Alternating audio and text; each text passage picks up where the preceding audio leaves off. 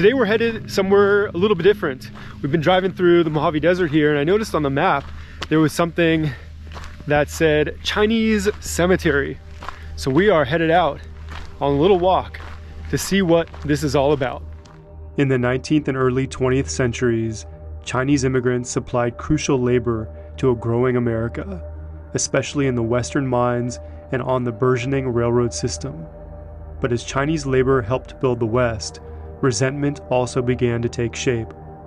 In 1882, Congress passed the Chinese Exclusion Act, claiming Chinese workers endangered the good order of such localities. You may notice through these tamarisk trees right here that there are railroad tracks. We know that Chinese immigrants provided the labor to build America's railroads, especially in the West.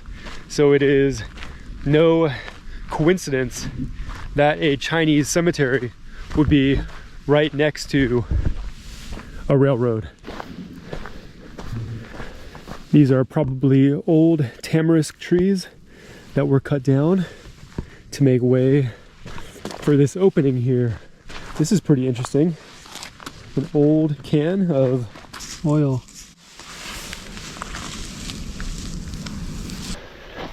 So straight up ahead here, fenced off, is the cemetery. I find it really interesting that this place is so far removed from town. Why put it so far away from people? Why exclude them?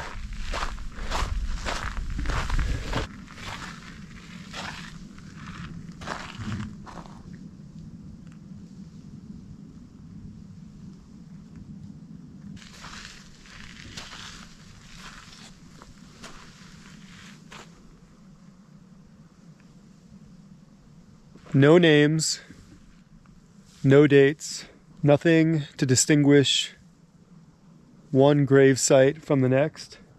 Who were these people? And why do they remain nameless way out here in the middle of the Mojave Desert next to a railroad track?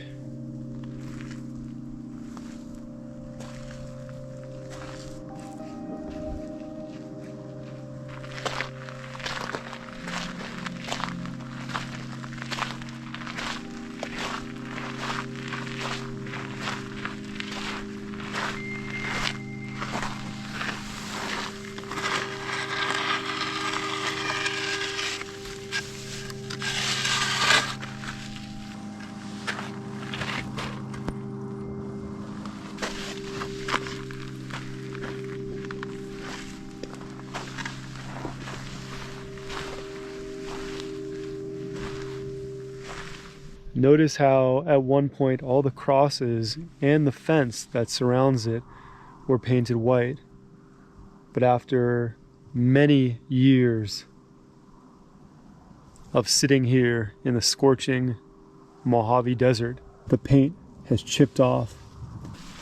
This one's particularly interesting. Nail on top, almost no paint left.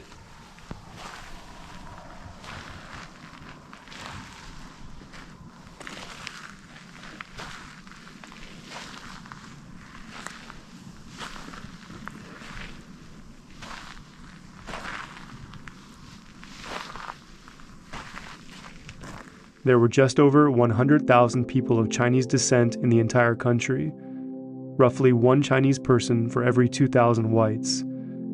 Yet animosities and xenophobia subordinated this already marginalized group. While white workers were housed and supplied, Chinese laborers often paid for their own food, lodging, tools, and equipment, and earned on average about 30% less.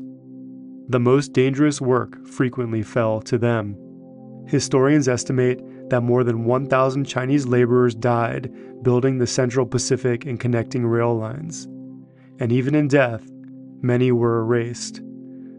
The National Park Service website notes that Chinese workers were systematically anonymized. Such is the case with this famous photograph from the Golden Spike ceremony in 1869. An estimated 12,000 Chinese laborers helped build the Transcontinental Railroad, though none were included in the image. So you'll notice Not a single name carved into any of these crosses.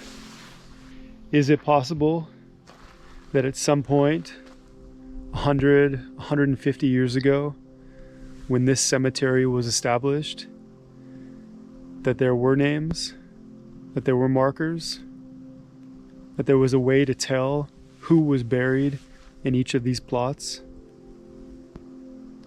Or were they placed here randomly, haphazardly, with only a white cross to mark that here lies the soul of a Chinese laborer? What we see here at the Kelso Depot Chinese Cemetery reflects that history. The Mojave National Preserve's Facebook page cites a San Bernardino Sun-Tribune report suggesting that some graves may have belonged to victims of the 1918 influenza pandemic. A 1995 Sun-Tribune article references that earlier reporting and notes that some of the graves were from the 1918 flu victims. But even that phrasing, some of the graves, leaves open the larger historical context. Kelso was a railroad town. Chinese laborers are well documented across desert rail corridors. Separate cemeteries for Chinese workers were common practice during that era. In the absence of complete records, what remains isn't certainty, but probability shaped by context. And that context includes the quiet disappearance of marginalized histories. Unfortunately, we may never know the full story of the Kelso Chinese Cemetery, but its presence encourages us to confront the difficult and often overlooked history of immigrant labor in the late 19th and early 20th centuries. So clearly, this is a neglected, dilapidated cemetery that has probably been here for much more than a century, and which most people have never even heard of. Why hasn't the state, the Park Service, or some other entity helped to preserve what remains of this Chinese cemetery?